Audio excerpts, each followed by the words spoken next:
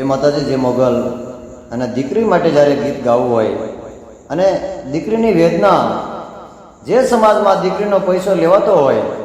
અને એ સમાજની આ વાત છે, જે સમાજમાં પણ દીકરીનો પૈસો લેતા હોય અને ત્યારે દીકરીની વેદના દીકરી એમના બાપને શું કહે છે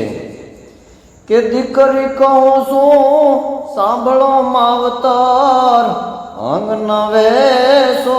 મારા, દીકરી કહું છું એ સાંભળો માવતર